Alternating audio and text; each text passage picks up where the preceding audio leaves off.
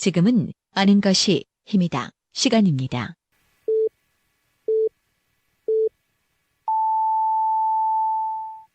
Welcome to the best podcast. Knowledge is power. 2019년 7월 15일 월요일 방송분입니다. 예, 5시 현대에서는 월요일 순서 함께 하십니다. 키워드로 보는 뉴스 브리핑 진행합니다. 팟캐스트 하는 것입니다. 정진호 PD와 함께 하죠. 어서 오세요, 정 PD. 네, 안녕하십니까. 정진호입니다. 예, 첫 번째 키워드부터 살펴보죠. 네, 오늘 첫 번째 키워드는 앞에선 교수님, 뒤에선 강사로 정해봤습니다. 예, 어떤 얘기입니까? 올 8월부터 시행될 고등교육법 개정안, 이른바 강사법이라고 불리죠. 이 법 시행을 앞두고 대전과 충남의 대학에서 30%에서 50%까지 강사들이 이제 무더기로 해고되었다고 합니다. 이 개정될 강사법에는 임용 기간을 1년 이상 보장해야 하고 또 이제 수업이 없는 방학 중에도 임금을 지급해야 한다 이렇게 이야기하고 있는데요. 이에 이제 재정적인 부담을 느끼는 학교 측에서 강사들을 대량 해고하고 있다 이런 이야기입니다. 예. 이 강사법이 제정이 되면서 많은 논란이 있었습니다. 오히려 이것을 강사들을 더 고용 해고하는 그런 효과를 불러올 것이다. 네, 맞습니다. 부작용을 불러올 것이다. 이런 목소리는 계속 있지 않았습니까? 네, 맞습니다. 우리 지역 대학들은 오는 가을 학기를 앞두고 이제 강사의 지위, 임용 절차, 처우 등에 관한 규정을 정비를 마치고 이제 공개 채용 절차에 들어간다고 하는데요. 예. 대학에서 개설되는 수업 중 상당 부분을 담당했던 강사들. 그런데 이제 수업 시간엔 학생들에겐 교수님 소리를 듣기는 하지만 현실에선 이들은 시간 강사라는 다소 좀 서글픈 위치에 놓여 있는 건 사실인 것 같습니다. 예.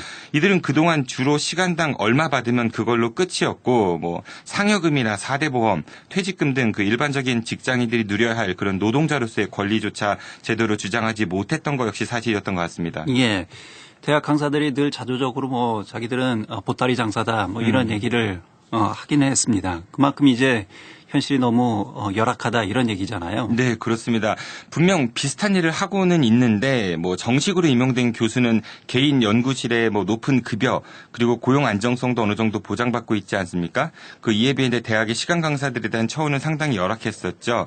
근데 문제는 또 있다고 합니다. 여러 대학에서 한꺼번에 이제 공개 채용이 진행되고 있는데 복수의 대학에 채용된 강사들은 강의 시간이 겹칠 수도 있고 이제 그렇게 되면은 한 학교를 제외하고 나머지 학교들의 수업은 포기해야 될 상황이 올 수도 있는 것입니다. 이렇게 되면 학생들이 이제 수강 신청을 했다가 담당 교수가 바뀌거나 아니면 이제 강좌가 폐강된 일까지 생길 수도 있기 때문에 학교 현장에서는 혼선이 생길 우려도 분명히 존재해 보이는 것 같습니다. 예. 일단은 이 학생들이 이런 일 때문에 학습권이 침해당하는 일은 있어서는 안 되지 않습니까? 네, 그렇습니다. 그래서 이제 교육부는 재정적 어려움을 호소하고 있는 각 대학들의 사정을 고려해 개정 강사제 이행 실태 점검을 거쳐서 이제 방학 중 임금으로 이제 288억 원을 차등 지원하기로 했다고 합니다만은 예. 그럼에도 불구하고 기존 강사들은 해고에 대한 불안감을 여전히 안고 있다고 합니다. 그럴 수밖에 없는 것 같은데요. 2011년 개정 이후 지난해까지 7년간 대전 충남의 31개 4년제 대학 가운데 절반 가까운 14개 대학에서 시간 강사를 30% 이상 줄였다고 하고 특히 이제 4개 대학은 50%가 넘는 시간 강사 수를 줄였다고 합니다. 그리고 앞서 말씀드렸던 바와 같이 이제 개정된 강사법에서 강사들에게 4대 보험 및 이제 방학 중 급여도 줘야 한다고 하니까 그래서 이제 많은 대학들에선 이런 걸 해줘야 하는 강사 대신 초빙교원이나 겸임교원으로의 계약을 종용하고도 있다고 합니다. 예. 초빙이나 겸임은 말 그대로 이제 겸직이니까 다른 직장에서 4대 보험을 해결하고 와라 이런 식의 요구인 셈입니다. 예, 한마디로 이제 대학 내에서 꼼수를 부리고 있다 이런 얘기죠. 네, 맞습니다. 정말 꼼수로 비춰지는 것 같은데요. 대학의 가장 큰 존재 이유는 바로 수업입니다. 무슨 시설을 만들 때는 수백억 원씩 들여가지고 건물을 화려하게 지으면서 정작 대학 본연의 목적을 위한 그런 교육을 담당하는 선생님들에 대한 투자엔 인색한 우리 대학들의 모습을 보면 참 예. 답답하다는 생각밖에 들지 않는 것 같은데요. 대학 당국자들이 자신들의 학교 설립 취지를 좀 다시 한번 잘 읽어봤으면 좋겠습니다. 예. 진리를 탐구한다는 상아탑에서 이런 꼼수가 평행해서는 안 되겠죠. 네, 그런데 현실에서는 그런 것들이 너무 많이 보여서 정말 좀 안타까움을 넘어 좀 화가 나기도 합니다. 예. 두 번째 키워드 살펴보죠. 네, 두 번째 키워드는 또 시티즌으로 정해봤습니다. 이 시티즌, 대전 시티즌 말하는 겁니까? 네, 그렇습니다. 그 최영규 대표이사 취임과 그 이응실 신임 감독 선임 이후 뭐 새롭게 거듭나겠다고 한 대전 시티즌에서 또 안 좋은 소식이 들려오고 있다고 합니다. 대전 시티즌은 지난주 이제 금요일 브라질 1부 리그 출신의 공격수 한 명을 영입했다고 발표했는데요. 예. 측면 공격수인 이 선수의 합류로 이제 침체되어 있던 대전 시티즌의 공격에 좀 활로가 되어줄 것이다. 뭐 이런 기대다. 이런 보도 자료를 냈습니다. 예. 그러면서 이제 시티즌은 브라질 1부 리그 팀들과의 국제 교류 협약을 통해 그 양 구단의 우수 선수 및 유망주 교류에도 합의했는데 이 선수의 영입으로 이제 성공적인 협약에 첫 발을 뗐다. 뭐 이렇게 자평을 하기도 했습니다. 예. 그러면서 선수 선발의 투명성 제고를 위해 발족한 그 선수단 운영위원회가 이 선수를 검증했다. 뭐 이렇게 발표하기도 했는데요. 그런데 계약 발표를 한 후 만 하루가 채 지나지도 않아서 이 선수와의 계약은 취소됐다고 합니다. 어떤 이유에서 취소가 됐습니까? 이게 이제 계약을 앞둔 지난주 월요일 이 선수가 이제 한국에 입국에 건강검진을 받았다고 하는데요. 예. 그런데 혈액검사에서 이상 소견이 발견돼 그 혈액이 이제 국립보건원으로 보내졌고, 정밀 검사 결과 에이즈 양성 반응이 나왔다고 합니다. 그런데 이제 검사 결과가 지난주 토요일에 나왔으니까 그 금요일에 했던 계약 발표가 그 계약 발표 하루 뒤에 나온 셈인 거죠. 그래서 이제 예. 하루 만에 뒤집어지게 된 거라고 합니다. 프로스포츠에서 이 선수를 영입할 때는 그 계약 최종 전에 메디컬 테스트라는 걸 하지 않습니까? 네, 그렇습니다. 그 선수의 이제 건강 상태를 체크하는 거죠. 네, 그렇습니다. 예. 통상 그 선수 영입할 때는 말씀하신 대로 메디컬 체크를 하고 그게 끝난 다음에 계약이 체결됐다 발표하는 게 당연한 순서인데 예. 이걸 이제 발표 먼저 했으니까 이건 좀 분명히 문제가 있는 것 같습니다. 그런데 문제는 또 있습니다. 이제 계약 해지를 발표하는 대전 시티즌의 보도 자료엔 이 선수의 이제 에이즈 감염 사실이 고스란히 담겨져 있었다고 합니다.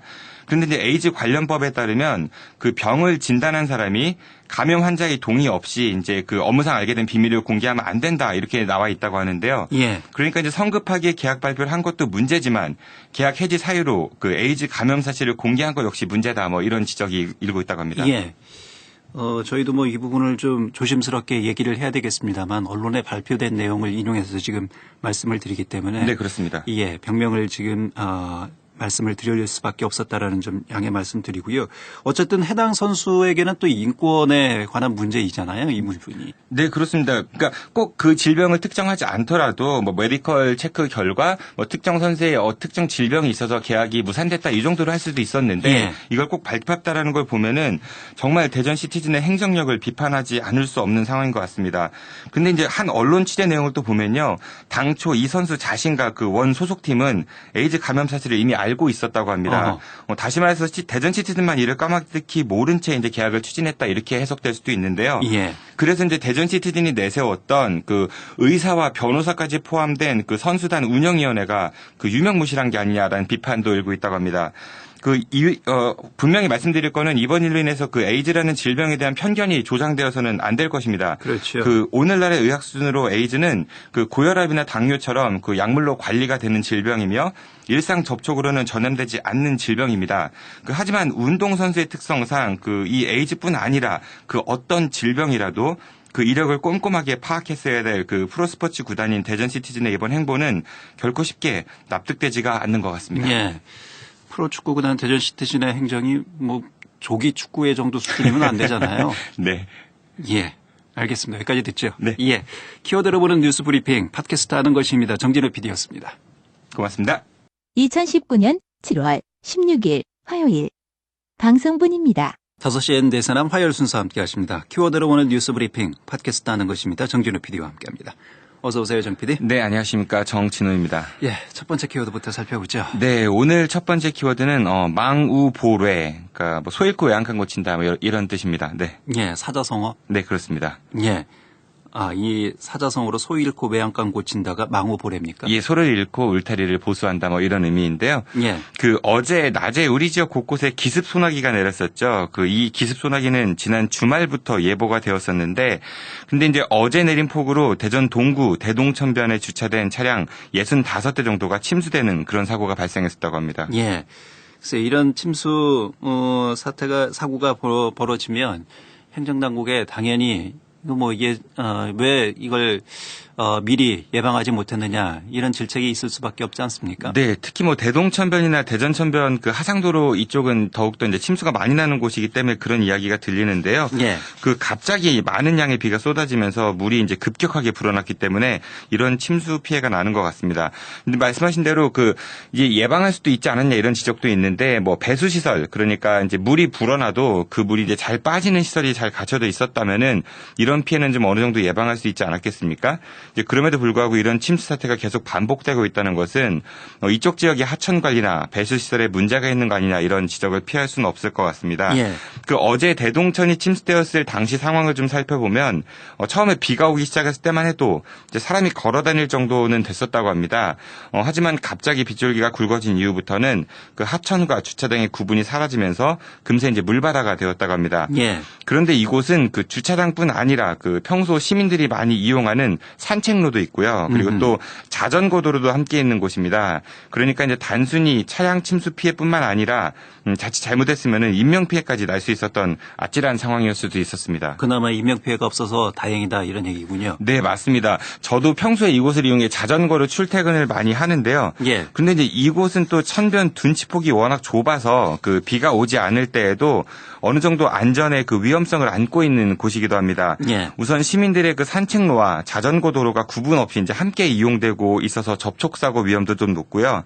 또 이제 대동천 수위와 그 둔치가 높아서 그 큰 차이가 높이가 이제 큰 차이가 없어서 천변 물이 이제 범람이 늘 그 위험이 도사되고 있는 곳이기도 합니다. 뿐만 아니라 그 천변 둔치와 그 중간중간 교차되는 다리와의 높이 차이도 상당히 좀 낮은 편인데요. 예. 가장 낮은 곳은 뭐 지면으로부터 1.7m 위로 이제 다리가 지나가고 있습니다. 즉 이제 키가 조금 큰 분들이거나 아니면은 자전거를 이용하는 분들은 그 몸을 숙인 채 이곳을 통과해야 한다는 이야기죠. 그러니까 만약 이걸 인지하지 못하거나 아니면 야간에 이곳을 지날 때 이걸 잘 못 보신 분들은 또 다른 사고의 위험이 될 수 있는 그런 곳이기도 합니다. 지금 정 PD가 지적한 문제는 누구보다 행정당국이 잘 알고 있을 거 아니에요? 알고 있다고 볼 수 있겠죠. 왜냐하면은 예. 뭐 머리 조심, 충돌주 이런 편말들은 있으니까요. 예. 더군다나 이제 이쪽 지역이 뭐 상습 폭우 피해 지역이라면 이렇게 기습 폭우가 사전에 예보된 상황에서 어떤 조치를 취했어야 하는 것이 마땅한 것이 아닌가. 뭐 이런 비판이 있을 수밖에 없는 것 같습니다. 네, 그렇습니다. 그 집중호우가 난 뒤에 이제 관할 관청인 대전 동구청이 이제 주민들에게 재난 문자를 발송했다고는 합니다. 예. 그리고 이후 이제 주차 통제를 하려고 했지만 비가 이제 갑자기 너무 많이 와서 어떻게 손 쓸 방법이 없었다 뭐 이런 해명을 또 내놓기도 했습니다. 그러면서 이제 침수 차량은 견인차를 이용해 모두 빼냈다 이렇게 밝히기도 하는데요. 어제 대동천 일대에는 15분 동안 약 30mm 가량의 비가 쏟아졌다고 합니다. 뭐 절대량은 얼마 많지는 않겠지만은 이게 15분 동안 집중적으로 쏟아진 거니까 좀 많이 왔다고 볼 수 있겠죠. 근데 아나운서께서 말씀하신 대로 그 국지성 이 폭우 예보가 사전에 있었으니까 이 관청이 좀 비가 오기 전에 미리 좀 이동 주차를 독려했으면 어땠을까 싶은 생각도 듭니다. 이번 한 주간은 이런 국지성 폭우 예보가 많으니까 그 사고 예방에 좀 더 만전을 기해야 될 것 같고요. 아울러 이제 대동천과 대전천 일대의 배수 시설 그리고 이제 천변 둔치의 안전성 확보에도 대전시를 비롯한 그 관할 관청이 좀 더 신경을 써야 될 것 같습니다. 재난은 사전 예방이 중요한 것이 사후 대책이 중요한 것이 아니지 않습니까? 네, 그렇습니다. 예. 다음 키워드 살펴보죠. 네, 두 번째 키워드는 쇼라고 정해봤습니다. 예. 어떤 얘기입니까? 그 양파가 풍년이라 오히려 걱정이다라는 소식 전해드린 바가 있었죠. 그 요즘 양파나 감자, 마늘, 작황이 너무 좋아 이제 산지 가격 폭락으로 농민들의 근심이 크다. 뭐 농산물 유통 구조를 개선해야 된다. 그리고 이제 양파나 감자, 마늘 많이 먹자. 뭐 이런 뉴스 많이 접하실 텐데요. 그러면서 이제 정치권이나 행정 당국 그리고 여러 단체에서 소비 촉진 운동을 벌이고 있다. 이런 뉴스도 많이 보셨을 겁니다. 예. 그런데 과연 이런 게 그 실효성이 있는지에 대해서는 좀 한번 따져봐야 되지 않을까 싶은 생각이 동시에 또 들기도 합니다. 예. 이게 뭐 보여주기 행사다 뭐 이런 얘기군요. 네, 그렇게 볼 수도 있을 것 같은데요. 물론 이제 민간 차원이나 각 가정에서 그 시민들이 자발적으로 이런 운동에 동참해 주신다면 뭐 심정적으로나마 위안은 되겠지만은 이게 실질적으로는 별 효과는 없다고 합니다. 예. 현재 양파나 마늘, 감자의 소비 촉진을 위해 이제 정부나 행정기관, 유통업계가 발 뻗고 나섰다고는 하지만 그 농산물 유통 정보에 따르면 이들 작물의 가격 하락세는 계속해서 이어지고 있다고 합니다. 그런데 이런 사태가 벌어지면 꼭 정치권 인사들이 등장해서 그 앞치마 두르고 뭐 농가를 살립시다, 양파 많이 먹읍시다, 뭐 이런 일회성 행사를 해서 자신들을 그 홍보 수단으로 이용하는데 열을 올리는 것 같아 보여서 좀 예. 안타깝다 이런 생각이 들기도 합니다. 예.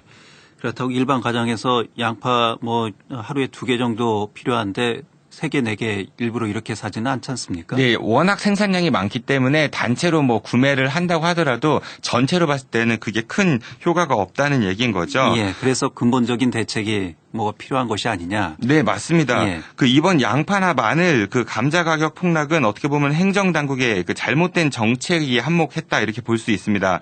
그 쌀의 과잉 공급 문제를 해소하기 위해 정부가 추진하고 있는 생산 조정제 때문에 이번 가격 폭락 사태가 벌어진 게 아니냐 이런 지적이 나오고 있는데요. 그 이 생산 조정제라는 것은 그 쌀이 과잉 생산되는 것을 막기 위해 그 논에 벼를 심는 대신에 양파나 감자 같은 그 밭작물을 심거나 아니면 좀 휴경하는 그런 제도입니다. 이걸 장려하니까 이로 인해 오히려 이제 밭작물이 이제 과잉 생산되면서 이 같은 사태가 벌어지게 된 거다 뭐 이런 이야기입니다. 예, 그러니까 우리 농업 정책에 어떤 근본적인 문제가 있다 이런 얘기죠. 네, 그렇습니다. 지난 2011년도에도 그 논소득 기반 다양화 사업 이런 게 있었는데요. 이때도 이제 벼농사 대신에 그 논에 그 콩, 배추, 대파, 양파, 감자 뭐 이런 걸 과잉 생산을 하면서 가격 폭락 사태가 벌어진 적이 있었습니다. 그러니까 이제 이에 대한 보완책을 좀 마련했어야 되는데 그 농림부나 이제 각 그 행정 당국이 그런 거 없이 생산 조정제를 실시해 이 같은 결과가 초래됐다 이런 비판이 있는데요. 물론은 그 위기 때는 뭐라도 해서 힘을 좀 보태야 됩니다. 하지만 이제 일반 사람들이 힘을 보탤 때 그 행정 당국은 이런 일이 반복되지 않기 위해 제도적으로 무엇을 준비하고 시행해야 될지를 고민하고 또 결정하는 데 집중해야 되지 않을까 싶습니다. 그 충남의 한 자치시는요, 그 구내식당에서 오늘은 감자 수제비, 내일은 감자 조림, 모레는 감자 들깨탕, 글피는 감자 샐러드, 뭐 이렇게 줄줄이 감자 요리를 제공하고 있다고 합니다. 예. 우리 시는 구내식당에서 매일 감자를 먹습니다. 양파 많이 드세요. 뭐 이런 일회성 이벤트도 좋지만 그 이런 상황이 벌어지지 않도록 하는 데 있어가지고 정치인이나 행정당국들이 좀 더 신경을 쓰고 힘을 모았으면 좋겠습니다. 예. 자, 키워드로 보는 뉴스 브리핑 팟캐스트 하는 것입니다. 정진호 PD와 함께했습니다. 정 PD 수고했습니다. 고맙습니다. 2019년 7월 17일 수요일 방송분입니다. 5시 엔데스남 수요일 순서와 함께하십니다. 키워드로 보는 뉴스 브리핑 진행하죠. 팟캐스트 하는 것입니다. 정진호 PD와 함께합니다. 어서 오세요, 정 PD. 네, 안녕하십니까. 정진호입니다. 첫 번째 키워드부터 살펴보죠. 네, 오늘 첫 번째 키워드는 살찐 고양이로 정해봤습니다. 예.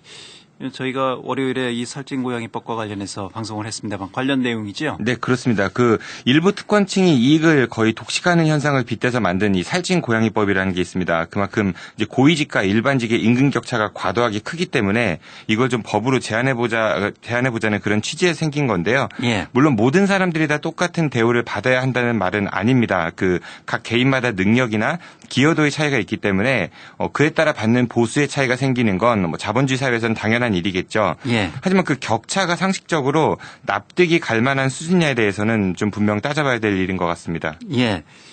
능력에 따라 대우를 받는 거 자본주의 사회에서 말씀하신 것처럼 당연합니다만 그 능력 이상으로 받아가거나 능력이 없음에도 불구하고 과도하게 받아가는 사회적 특권층이라는 이유만으로 그런 경우가 종종 많이 있지 않습니까? 네, 그렇습니다. 그 실제로 2018년 그 시가총액 상위 30위권 대기업의 그 CEO 연봉을 보면요. 이들은 일반 직원들의 연봉 평균보다 약 30배가 높은 연봉을 받고 있다고 합니다. 그런데 이건 어디까지나 이제 평균치고요. 그 격차가 큰 곳들을 좀 살펴보면 삼성전자 CEO인 그 권오현 회장은 2017년도에 243억 8,100만 원을 연봉으로 받았다고 합니다. 예. 근데 이 금액은 일반 직원 평균의 약 208배나 많은 것입니다. 그 NC소프트 CEO 김택진 대표도 2018년도에 138억 3,600만 원의 연봉을 받았는데 이는 일반 직원 평균보다 약 155배나 높은 금액이라고 합니다. 예. 임금 격차가 어마어마한 거죠. 208배면. 그렇습니다. 예. 그 유명한 경제학자 그 피터 드러커가 이제 기업에서 임원과 직원 간의 이상적인 임금 격차는 최대 20배 정도다 뭐 이렇게 제시하기도 했다고 하는데요. 예. 글쎄 보기에 따라 다를 수는 있지만 20배도 상당히 좀 큰 격차 아니겠습니까? 근데 그 이상 수백 배 이런 격차는 분명 좀 문제는 있어 보이긴 합니다. 이러한 사회적 분위기 속에서 이제 정의당 심상정 의원의 제안으로 이 살찐 고양이법이 발의돼 있긴 했었는데 그런데 이게 이제 국회 3년째 계류 중이라고 하고 그런 가운데 얼마 전 경기도 의회에서 이 살찐 고양이 조례가 통과되어 눈길을 끌고 있다고 합니다. 예. 살찐 고양이 조례. 충남도에서도 지금 추진 추진 움직임이 중이다. 네. 예, 있는 것으로 알고 있습니다. 네, 그렇습니다. 일단 경기도의회는 통과됐다고 하니까 여기를 좀 살펴보면요. 경기도 공공기관 임원 최고 임금에 관한 조례안을 통과시켰다고 하는데 그 공사나 공단 혹은 이제 출연기관 임원의 연봉 상한선을 최저임금 8,350원을 기준으로 해서 월 환산액의 7배 높은 1억 4,659만 원 이내로 연봉을 지급한다는 게 이 조례의 주요 골자라고 합니다. 그러니까 이제 최저임금이 7배 수준인데요. 이 기준을 적용하면 현재 경기도 산하 24개 공공기관 중 그 킨텍스 대표 등 3개의 기관장 연봉이 이 한도를 넘고 있다고 합니다. 부산시 역시 지난 5월 그 살찐 고양이 조례를 공포했다고 하는데요. 이곳 역시 이제 최저임금의 7배를 상한선으로 두고 있다고 합니다. 예. 이거 정부 차원에서, 국가 차원에서는 지금, 이 살찐고양이법이 추진이 안 되고 있지만 지방의회 차원에서는 이렇게 지금 추진이 되고 있다라는 얘기죠. 네, 그렇습니다. 그리고 말씀하신 대로 우리 지역인 충남도의회 같은 경우도 이런 움직임이 있는데요. 충남도의회뿐 아니라 서울시의회도 이거 지금 상임위에 회부됐다고 하고 대구시도 올 9월경에 이제 관련 조례가 발의될 예정이라고 합니다. 경남, 전북, 제주 여러 지역 그 지방의회에서 이 살찐고양이 조례를 추진 중이라고 합니다만은 대전과 세종 그리고 충북은 전국에서 유사하게 아직 이렇다 할 움직임이 없다고 합니다. 대전만 해도 산하에 15개의 기관이 있다고 하고 이 중 상당수의 기관 대표들은 1억 원이 넘는 연봉을 수령하고 있다고 합니다. 예. 그 사회 양극화가 심각한 사회 문제다라는 데 있어서 아마 많은 분들께서 동의를 하실 겁니다. 그리고 이 격차를 어떻게 해소시켜 나갈 것인가에 대한 것도 우리 사회의 큰 담론 중에 하나겠죠. 부디 우리 지역의 의회에서도 그 선도적인 것까지는 바라지는 않을 테니 이런 사회적 담론에 좀 뒤처지지 않았으면 좋겠습니다. 예. 최고 연봉 받는 사람들의 연봉을 깎는다라는 그런 의미보다 이 최저 연봉을 받는 분들의 연봉을 좀 올려준다.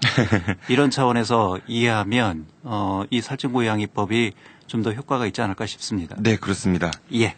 두 번째 키워드는요? 네, 두 번째 키워드는 땅 짚고 헤엄치기라고 정해봤습니다. 예, 어떤 얘기입니까? 그 은행에 가면 ATM이라는 기계 있죠. 예. 간단한 입출금부터 이제 공과금 수납 업무를 할 때 이제 창구 대신 이 ATM 이용하시는 분들이 많으실 겁니다.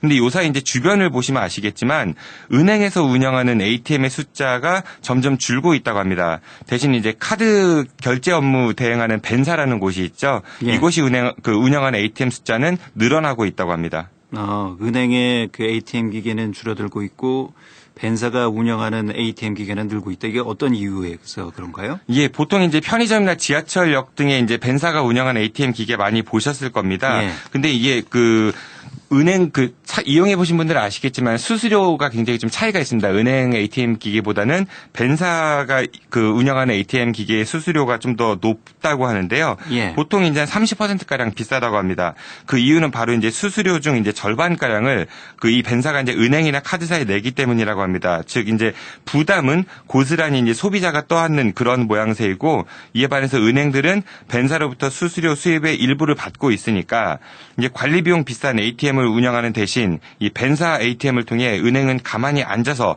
돈을 버는 구조로 바뀌어가고 있다. 이런 이야기로 볼 수 있을 것 같습니다. 예. 은행이 그러니까 본인들이 직접 ATM 기계를 설치할 필요가 없다 이런 얘기군요. 네. 관리비와 그리고 설치비 이런 거 드느니 차라리 벤사를 통해서 수수료를 받는다. 네, 그러면 가만히 앉아서 돈을 벌고 있다는 거니까 이게 은행 입장에서는 정말 이제 땅 짚고 헤엄치는 격이 아닌가 싶다 이런 얘기가 생각이 드는 거고요. 또 그만큼 소비자들은 비싼 수수료를 내니까 결국 소비자 부담만 가중되는 거죠. 근데 문제는 또 있습니다. 이 벤사가 운영하는 ATM은 은행 ATM에 비해 상대적으로 보안에 좀 취약해서 이 카드 복제나 악성 코드 감염 같은 이 금융 사고가 발생할 확률도 높다고 하고 또 이제 사고가 났을 때 그 소비자 보호 체계도 미흡하다고 합니다. 현재 벤사 ATM 시스템을 점검하는 주체는 금융 당국이 아니라 은행이라고 하는데요. 그 이유는 이제 전자금융거래법상 그 금융 당국의 직접적인 그 감독과 제재 권한이 제한돼 있다. 다시 말해서 법 체계상 금융사를 통해 간접적으로 관리 감독을 하도록 되어 있기 때문이라고 합니다. 예. 어떻게 하면 돈을 벌 수 있을까? 이런 부분에 있어서는 정말 우리의 은행들은 머리가 빨리 도는 것 같습니다. 네. 그동안 우리나라 은행들 정말 편하게 돈 번다 이런 지적들 많았었죠. 뭐 예. 사상 최대 영업이익을 냈다 뭐 이렇게 광고는 하지만 그 이익 중 그 예대 마진 그러니까 뭐 예금 이자는 적게 주고 대출 이자 많이 받는 구조와 이 ATM 수수료 수입이 상당수를 차지하고 있다고 하는데요. 벤사 감독 강화 등 그 소비자 보호를 위한 조치와 그 체계 마련과 함께 이 부당하게 소비자들에게만 전가되고 있는 이 수수료의 비합리성에 대해서도 좀 하루빨리 조치가 이루어졌으면 좋겠습니다. 예.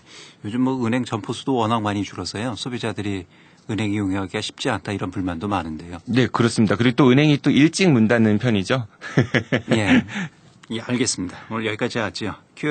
키워드로 보는 뉴스 브리핑 지금까지 팟캐스트 하는 것입니다. 정진호 PD였습니다. 수고 많으셨습니다. 고맙습니다.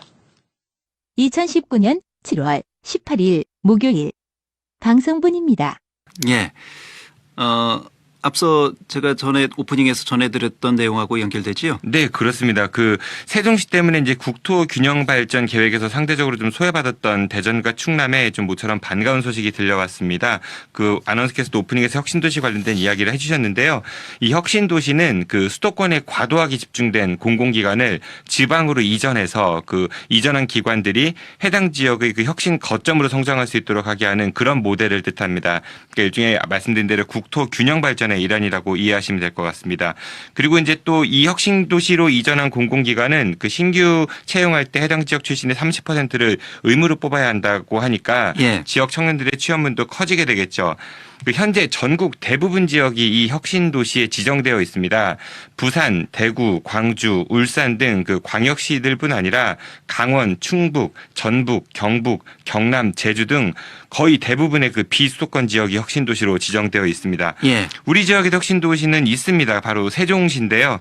근데 이제 세종시는 특별자치시이기 때문에 권역이 분리되어 있어서 대전과 충남은 그동안 이 혁신 도시 혜택을 전혀 보지 못하고 있었습니다. 예. 그래서 요즘 나오는 얘기가 대전과 충남이 이 세종시 때문에 오히려 역차별을 받고 있다. 이런 논리로 혁신도시를 대전과 충남에도 지정을 해야 된다. 이렇게 지금 얘기가 되고 있잖아요. 네, 그래서 지역 정치권의 무능을 질타한 여론도 컸었는데요. 근데 아나운서께서도 지적하셨지만은 그 내용을 좀 들여다보면은 나름 또 그만한 이유가 있는 것 같습니다. 먼저 다른 지역 혁신 도시들을 좀 살펴보면요. 부산으로는 13개, 대구 11개, 광주 전남 16개, 울산 9개 등의 공공기관이 이전을 했거나 할 예정인데요. 이에 반해 세종시로는 40개가 넘는 공공기관이 이전했기 때문에 권역별로 보면 다른 지역에 비해 세종시로 좀 과도하게 많이 이전한 게 아니냐는 게 정부나 다른 지역의 시각이었던 것 같습니다. 예. 즉 대전과 충남 입장에서는 서로 다른 권역의 혜택을 못 보고 있다 뭐 이렇게 주장할 수는 있겠지만은 다른 지역 입장에서는 대전이나 세종, 충남은 다 같은 충청권 아니냐 뭐 이런 시각이 있었던 것이죠. 예. 그만큼 이제 세종시로 인해서 전체 충청권이 이득을 받는데 또 대전 충남의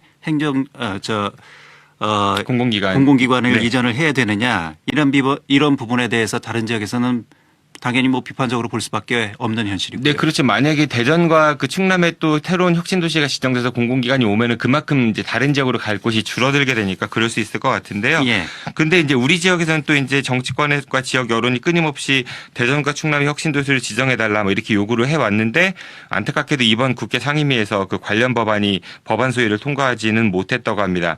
대신 대전에선 코레일이나 한국수자원공사 등 17개 기관 그리고 이제 충남에서는 한국생산기술연구원 등 혁신도시법 시행 이전에 이전한 공공기관에서 앞으로 이제 지역인재 30% 채용 의무화를 해야 한다 이런 법안은 국회 상임위 법안 소위를 통과했다고 합니다.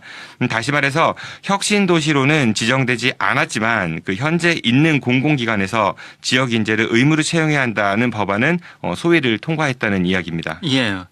어쨌든 이 부분은 이제 지역 청년들에게는 좀 반가운 소식이지 않을까 싶습니다. 네, 맞습니다. 그만큼 기회가 확대가 됐으니까요. 네, 그렇죠. 네. 만약 앞으로 대전이나 충남이 혁신도시로 지정이 된다면 추가로 새로운 공공기관들이 이곳으로 이전해 올 수는 있겠지만은 지역으로는 좋은 일이지만 이미 이제 세종에 많은 기관들이 이전했기 때문에 다른 지역의 반대를 뚫기는 쉬워 보이지는 않는 것 같습니다. 예. 그리고 또 한 가지 반가운 소식이 있습니다. 아까 말씀드린 대로 세종은 이제 특별자치시라 권역이 서로 나눠져 있었 있어서 상대적으로 대전과 충남이 좀 역차별을 받고 있었는데 얼마 전 충청권 4개 시도지사가 지역 인재 우선 채용 광역화에 합의를 했었고요. 예. 이에 관련한 혁신도시법 시행령 개정이 올 연말에 추진될 예정이라고 합니다.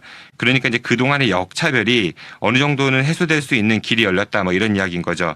국토 균형 발전이라는 명제에 걸맞게 지역 간 서로 상생할 수 있는 그런 대한민국이 되었으면 좋겠습니다. 어쨌든 이 충청권 내에 있는 자치단체가 서로 뭐 경쟁하는 건 좋습니다만 이게 경쟁이 갈등으로 깊어져서는 안 되잖아요. 네, 그렇습니다. 상생과 공존할 수 있는 분명히 좋은 해법이 있지 않을까 싶은데 그런 해법을 좀 잘 지혜롭게 찾아봐야 하지 않을까 싶습니다. 네, 그렇습니다. 예.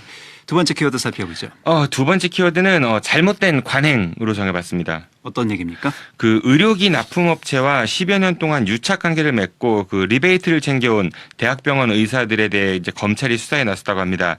대전의 한 대학병원 성형외과 의사들은 그 납품업체에게 편의를 제공해주는 대가로 향응을 접대받았고 예. 또 납품업체 제품을 비싼 가격에 사들여 차익을 남긴 뒤 개인 용도로 사용했다는 그런 고발장이 대전지방검찰청에 접수되었다고 합니다. 이게 의료계 리베이트 문제는 예전에도 큰 사회적 문제가 돼서 이걸 강력하게 규제하는 법도 지금 시행이 되고 있잖아요. 네, 그렇습니다. 하지만 뭐 말씀드린 대로 관행이라는 이유로 아직도 암암리에 많이 이루어지는 것 같은데요. 예. 사건 내용을 좀 더 들여다보면 그 해당 대학병원 성형외과 과장은 의료기 납품업체와 공급 계약을 체결하면서 이제 수년간 향응을 제공받았다고 합니다.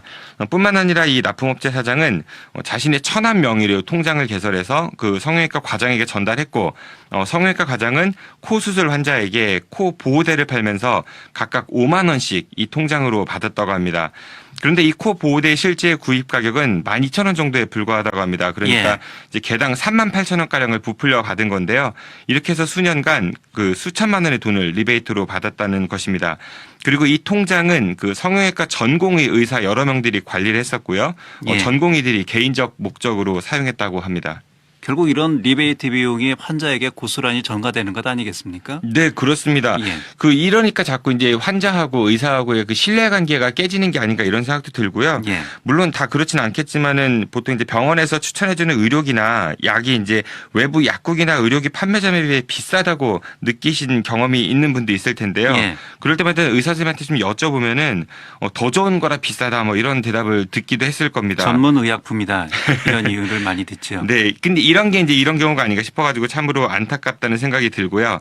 이에 대해 그 성형외과 과장은 관행이었다 뭐 이렇게 해명했다고 하고 예. 또 돈을 나눠 쓴 전공의들은 위에서 시켜서 했다 뭐 이렇게 검찰에 진술한 것으로 알려졌다고 합니다. 예.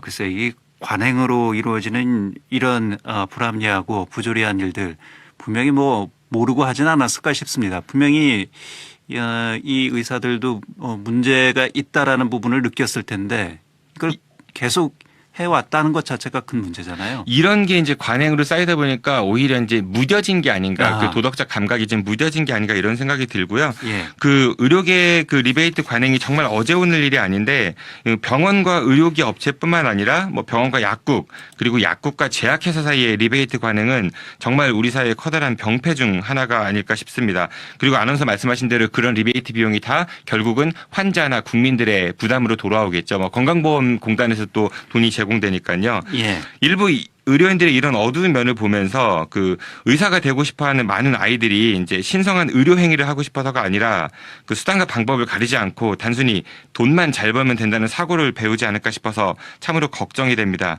그 많이 배울 만큼 배우셨고 또 돈도 벌 만큼 많이 버시는 분들께서 이제 제발 좀 이런 잘못된 관행은 좀 스스로 걷어차 버렸으면 좋겠습니다. 예. 자, 키워드로 보는 뉴스 브리핑 팟캐스트 하는 것입니다. 정진우 PD였습니다. 정 PD 수고했습니다. 고맙습니다. 2019년 7월 19일 금요일 방송분입니다. 예, 오늘은 좀 순서를 바꿔서 키워드로 보는 뉴스 브리핑을 마지막 순서로 진행하겠습니다. 정 PD와 함께 하겠습니다. 아는 것이 입니다. 정진우 PD입니다. 네, 안녕하십니까. 정진우입니다. 예, 좀 급하게 진행해야 되겠네요. 아닙니다. 첫 번째 네. 키워드는요? 네, 오늘 첫 번째 키워드는 힘을 모아주세요로 정했습니다. 예, 어떤 내용입니까? 그 지난달 말 대전 서구 둔산동 그 노건 아파트에서 그 경비실에 에어컨을 설치해주자는 주민투표 결과가 나와서 이제 전국적으로 주목을 받았던 바가 있었는데요. 이게 당초에는 그 입주자 대표 국토회의에서 부결된 사안이었지만 뜻있는 일부 주민들의 재심의 요구가 받아들여짐으로써 약 52%의 투표율에 98.9%의 압도적인 찬성으로 그 이 아파트 경비실에 에어컨이 설치되었다고 합니다. 예. 여기까지만 보면 훌륭한 미담인데요. 근데 하지만 그 이후에 이제 해결되어야 문제가 남아 있다고 합니다. 바로 전기 요금을 말하는 겁니다. 예. 이게 주민투표를 할 당시에는 각 세대당 50원 정도만 부담하면 그 전기요금을 충당할 수 있다 이렇게 홍보를 했었다고 하는데 세대당 50원이면 그렇게 큰 부담으로 느껴지지는 않겠지만 아무리 그렇다 할지라도 이제 경비원 입장에서 봤을 때 이제 심정적으로 그 이 에어컨을 틀어놓는 게 마냥 편치만은 않을 것 같다 뭐 이런 이야기 있습니다. 심적으로 부담스러울 수 있다 이런 얘기죠. 네, 그렇습니다. 그 모든 주민들이 동의한 게 아니기 때문에 그 만약 어떤 주민이 뭐 자신은 전기요금 폭탄 맞을까봐 에어컨을 못 틀고 있는데 뭐 경비원들은 내가 낸 관리비로 시원하게 에어컨 바람을 쐬고 있다 뭐 이런 불평을 늘어놓는다면은 예. 경비원들 입장에서는 쉽게 에어컨을 틀기가 좀 어렵겠죠. 예. 그래서 이에 대한 대안으로 그 대전 충남 녹색연합에서 새로운 방안을 제시했다고 합니다. 바로 경비실 위에 태양광 발전 패널을 설치해 주자는 것인데요. 이렇게 되면 이제 주민들이나 경비원들 모두 전기요금 걱정을 덜 수도 있고 또 이제 친환경 에너지 이용에 대한 인식 개선에도 도움이 될 수 있다. 뭐 이런 목적을 가지고 이 사업을 추진하고 있다고 합니다. 예. 이게 가능합니까? 경비실에 태양광 그 패널을 설치하는 게? 네, 전력량이 일단은 좀 궁금한데요. 그 녹색연합 측에 따르면 경비실 위에 그 300와트짜리 태양광 패널 2개를 설치하면 하루 4시간 정도 에어컨을 가동할 수 있는 전력이 생산된다고 합니다. 예. 즉 한낮에 그 폭염을 피할 때 큰 도움이 될 수 있는 수준의 전력을 생산할 수 있다. 뭐 이런 이야기입니다. 예. 서구에도 이 사업을 함께 하겠다. 뭐 이런 반가운 소식을 전해줬는데 뭐 이건 어떤 내용인지 좀 살펴보죠. 네, 그런 움직임도 있었습니다만은 그런데 그게 실현되지는 않았다고 합니다. 뭐 당초 이런 사업에 큰 공감을 표했던 대전 서구의회가 서구청과 대전시에 행정적 지원을 요청했지만은 현재는 이제 관련 조례가 없어서 지원해줄 수 없다 뭐 이런 입장을 받았다고 합니다. 아, 결국 이제 말만 하고 네. 실제로는 도움을 줄 수 없다 이런 얘기군요. 네, 행정이 좀 현실을 뒷받침하지 못한다 뭐 이렇게 볼 수 있을 것 같은데요. 예. 경비동에 그 태양광 발전 패널이 설치되면 그 평소 에어컨을 사용하지 않는 봄이나 가을, 겨울에 생산되는 전기를 그 아파트 공동 전력으로도 활용할 수 있다고 하니까 여러모로 좀 좋은 점은 많은 것 같습니다. 그런데 이게 또 이제 또 다른 긍정의 나비 효과도 있다고 합니다. 그 최근 둔산동 인근 그 다른 아파트 주민들도 경비실에 에어컨을 설치자 뭐 이런 결정을 내렸다고 합니다. 그러니까 단순히 그 에어컨 차원을 넘어서 그 열악한 환경에서 일하고 있는 이웃들에 대한 관심, 더 나아가서는 환경까지 생각할 수 있는 그런 좋은 계기는 분명한 것 같습니다. 예. 알겠습니다. 두 번째 키워드 살펴보죠. 네, 그 두 번째 키워드 전에 이 말씀까지 드려야 되는데요. 더 하실 얘기가 있나요? 네네. 근데 이게 이제 태양광 패널을 설치하려면 돈이 들지 않습니까? 그래서 이제 녹색연합 측에서 세 군데 경비동에는 설치를 그 기부해서 설치해주겠다 이렇게 하고 있는데 나머지 이제 8개 동에 대한 그 설치비가 현재는 이제 마련이 안 돼 있다고 합니다. 그래서 그 다음이나 네이버 포털에 이제 시민 모금 활동을 벌이고 있다고 하니까 청취자분들께서도 좀 이번에 힘을 모아서 좀 참여해 주셨으면 좋겠습니다. 예, 알겠습니다. 두 번째 키워드입니다. 네, 두 번째 키워드는 극장 우상이라고 정해봤습니다. 극장 우상이요? 이건 어떤 얘기죠? 우리가 보통 흔히 얘기할 때 그 모든 대부분의 대중들이 이게 옳다라고 믿으면은 그게 맞고 틀린 걸 떠나서 무조건 이제 옳다 좀 반대 얘기를 하기 좀 어려운 경우에 이 극장 우상이라는 이야기를 하는데요. 예. 그 올해 이제 한국 전쟁 69주년 그리고 3.1운동 100주년이어서 뭐 포국 보훈 행사들이 많이 열리고 있습니다. 우리 지역에서도 뭐 어제 대전시청에서 한국 전쟁 때 그 미군 전사자들을 추모하는 기념식이 열렸고 뭐 오늘은 대전 동구청에서 추모제가 열렸다고 합니다. 그런데 역사적 사실에 부합되지 않는 사건이 있다고 해서 논란이 일고 있다고 합니다. 바로 한국전쟁 때 미군 24사단장인 윌리엄 딘 소장과 한국의 철도 기관사들 이야기인데요. 예. 이 딘 소장은 대전 전투를 지휘하다 북한군의 포로로 잡혔던 일이 있었는데 이 딘 소장을 구하기 위해 적진으로 뛰어들다 숨진 고 김재현, 현재영, 황남호 기관사 이야기는 아마 많은 분들께서 들어보셨을 겁니다. 예. 이 이야기는 뭐 지역에서도 이미 뭐 많은 사람들에게 알려져 있고 동상도 있잖아요. 네, 그렇습니다. 네, 대전역 동광장에도 있고 또 대전 동구 파남동 경부선 상하행선 그 철길 사이에도 이 기관사 김재현 순직비도 있습니다. 각종 기록에 따르면 김재현, 그 현재영, 황남호 등 그 3명의 한국 기관사들은 미군 특공대원 그 33명과 함께 1950년 7월 19일 북한군 포로로 잡힌 딘 소장 구출 작전에 투입되었다고 하는데요. 근데 이제 대전역에서 4km쯤 떨어진 그 파남동 골짜기를 통과할 때 북한군의 집중 사격으로 이 김재현 기관사가 순직했다 뭐 이런 이야기가 있습니다. 예. 그래서 나중에 그 임무가 마치고 돌아왔을 땐 33명의 미군 그 특공대원 중 생존 병사는 단 1명이었었다 뭐 이렇게 알려지고 있습니다. 예. 근데 이게 뭐 역사적 사실이 좀 다르다 이런 얘기인가요? 네, 그 최근 그런 주장이 나오고 있습니다. 평화통일교육문화센터 임재근 팀장이 밝힌 내용인데요. 대전역 동광정에 설치된 김재현 기관사 동상에 있는 기록이나 아니면 김재현 기관사가 안장되어 있는 서울 현충원 묘비 뭐 이런 대부분의 자료에선 김재현 기관사의 순직일을 1950년 7월 19일로 기록하고 있습니다. 그런데 대전 전투에서 그 북한군이 후방 퇴로를 차단하고 매복한 날짜가 7월 19일이었고요. 그리고 이제 격전이 벌어진 날은 7월 20일이었다고 합니다. 예. 즉 이제 김재현 기관사가 숨진 날에는 격전이 있었다고 보기 어렵다는 이야기인 거죠. 예. 그 날짜가 좀 안 맞는다 이런 얘기군요. 네, 그렇습니다. 그리고 이제 당시 딘 소장은 7월 20일 오후까지 대전에 있는 지휘소에서 작전을 지휘하고 있었다고 합니다. 그렇기 때문에 북한군의 포로로 잡혀간 딘 소장을 구하기 위한 작전이 7월 19일에 있었다는 거는 역사적으로 그 맞지 않는다 그런 이야기인 셈입니다. 그러면 글쎄요. 이 김재현 기관사의 사망 일자에 오류가 있는 건가요? 아니면 이 팩트 자체가 먼저 다른 문제가 있는 것인지 이 부분도 좀 검증이 돼야 될 것 같습니다. 네, 그 김재현 기관사 사망 일자에 오류가 있을 확률이 좀 더 높은 것 같습니다. 왜냐하면 예. 19일엔 교전이 없었고 20일이었으니까요.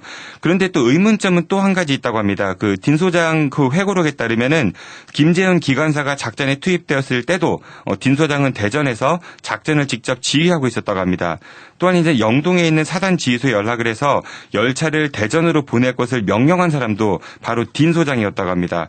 그리고 이제 열차를 호출한 이유도 그 자신을 구출해라 뭐 이런 것이 아닌 대전역에 쌓여 있는 물자를 후방으로 후송해라 뭐 이런 것이었다고 합니다. 예. 즉 정리하자면 북한군의 포로로 잡혀가지 않고 대전에서 직접 전투를 지휘하고 또 열차 투입을 직접 명령한 딘 소장을 그 하루 전날 김재현 기관사가 구출하러 갔다 순직했다 뭐 이런 이야기인 셈입니다. 글쎄요. 그러면 종합해 보면 여러 가지 뭐 앞뒤가 안 맞는 얘기들이 많이 있는 것 같습니다. 이 부분을 어떻게 해석을 해야 될까요? 네, 그 우리가 현재 알고 있는 그 딘 소장 구출 작전과 김재현 기관사 순직 이야기는 그 1950년 7월 19일인데 실제로는 뭐 7월 20일에 그런 격전이 있었고 또 20일에는 딘 소장은 북한군에 잡혀 있지 않았으니까 이게 좀 우리가 역사적으로 제대로 검증을 해봐야 되지 않을까 이런 생각이 들고요. 그 한국전쟁 당시 그 김재현 기관사를 포함해 수많은 철도인들이 차출되어서 군사작전에 투입됐었다고 합니다.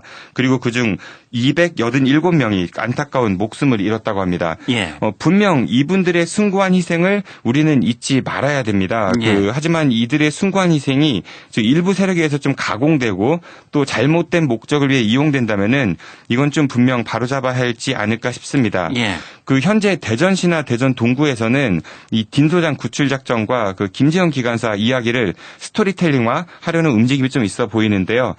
이분들의 그 숭고한 희생을 좀 제대로 기리기 위해서라도 대전시나 아니면 대전 동구 그리고 대전 지역의 역사학계에서 역사적 진실을 밝히는데 좀 더 노력을 해야 되지 않을까 싶습니다. 예, 역사는 역사적 사실 그대로 받아들이고 또 인정을 해야 되죠. 거기에 네, 어떤 뭐 가공이 있어서는 또 안 되잖아요. 네, 그런데 아까 이제 제가 키워드에서 말씀드렸던 바와 같이 이게 극장우상이라고 했잖아요. 그러니까 이게 이미 많은 분들에게 이런 이야기가 전달되어 있기 때문에 예. 이런 이제 역사적 사실을 검증하자라고 그 이야기가 나왔을 때 뭐 딴지 거는 건 아니냐 뭐 이런 식의 그런 그 논쟁들이 좀 있는 것 같습니다. 그래서 우리가 예. 이거는 좀 더 꼼꼼하게 따져봐야 되지 않을까 싶습니다.